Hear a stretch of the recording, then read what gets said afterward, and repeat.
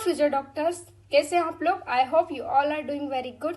सो आप नीट के एग्जाम के बाद आपके दिमाग में जो सबसे बड़ा सवाल होगा वो होगा नीट की काउंसलिंग।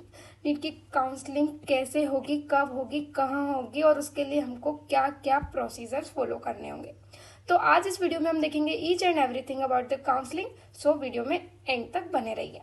तो चलो देखते हैं what are the courses which are covered under the NEET counselling. तो देखो दो टाइप के कोर्स होते हैं, एक है MBBS, BDS और BSc नर्सिंग। तो इनकी काउंसलिंग स्टेट भी करवाता है और ऑल इंडिया से भी होती है। तो स्टेट की जो काउंसलिंग होती है उसमें 85% सीट रिजर्व होती है, ठीक है। और वही ऑल इंडिया की काउंसलिंग जो कि MCC करवाता है, मेडिकल काउंसलिंग कमेटी, उसको 15% रिजर्वेशन देती है। अब अगर आपके स्टेट में, जैसे आप किसी भी स्टेट से, मान लीजिए आप MP से हैं, उसमें कोई भी एक गवर्नमेंट कॉलेज है और उसमें 100 सीट्स हैं, तो 100 सीट्स में से जो 15 सीट्स होंगी, ठीक है, 15 सीट्स होंगी वो ऑल इंडिया कोटा से फिलअप होगी और वहीं बची हुई 85 सीट्स होंगी वो स्टेट कोटा से फिलअप होगी, ठीक है। और दूसरे टाइप के जो कोर्स होते हैं वो होते हैं BMS, BHMS और BUMS, मतलब आयुर्वेदिक, होम्योपैथिक और यूनानी मेडिसिन। अब इसकी काउंसलिंग भी स्टेट से भी होती है और ऑल इंडिया से भी होती है। तो जो ऑल इंडिया की काउंसलिंग होती है वो करवाता है Ayush administrative central counselling committee, ठीक है। अब हम देखेंगे कि कौन कौन से कॉलेज हैं वो MCC द्वारा की हुई काउंसलिंग, मतलब ऑल इंडिया कोटा की काउंसलिंग में कवर होते हैं, ठीक है। तो colleges under the all India counselling. तो सबसे पहले तो आता है हमारा एम्स, ठीक है। तो एम्स जो होते हैं वो इंडिया में 20 एम्स हैं अभी, जो फंक्शनल एम्स हैं, ठीक है। तो 20 कॉलेजेस हो जाएंगे हमारे एम्स। उसके बाद आती है हमारी सेंट्रल यूनिवर्सिटीज जो कि हैं BHU मतलब Banaras Hindu University, AMU that is Aligarh Muslim University, then Jamia Millia. उसके बाद आता है हमारा जिपमर, AFMC मतलब आर्म फोर्स मेडिकल कॉलेज। उसके बाद आते हैं गवर्नमेंट कॉलेजेस। तो देखो जैसा मैंने बताया कि जो स्टेट्स में गवर्नमेंट कॉलेजेस होते हैं उनकी 15% सीट्स जो होती हैं वो ऑल इंडिया काउंसलिंग के लिए रिजर्व होती है, ठीक है। उसके बाद आती है डीम्ड यूनिवर्सिटी जो कि सेल्फ फंडेड होती है। उसके बाद आता है ESIC quota that is Employed State Insurance corporation.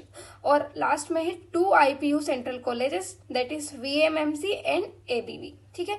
तो ये हो गए हमारे नंबर ऑफ कॉलेजेस जो कि हमको ऑल इंडिया काउंसलिंग से जिनमें सीट मिल सकती है, ठीक है।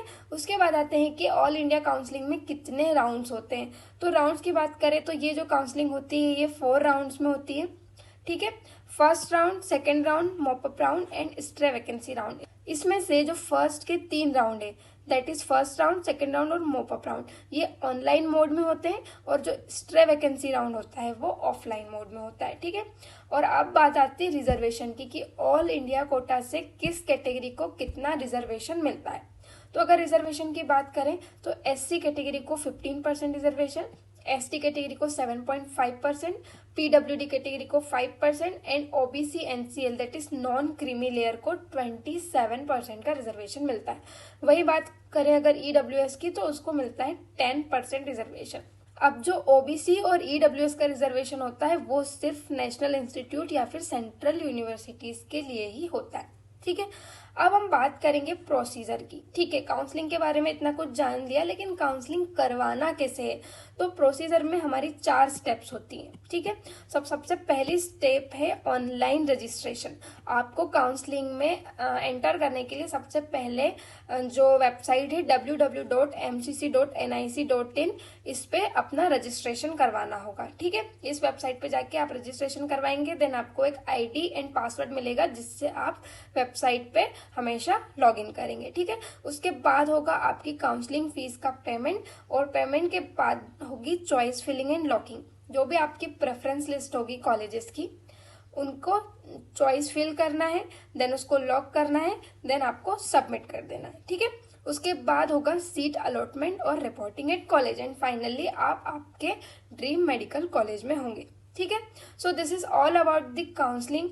एक ओवरव्यू मैंने आपको काउंसलिंग का दिया है। आई होप आपको बेसिक प्रोसेस समझ में आ गया होगा कि काउंसलिंग कैसे होती है।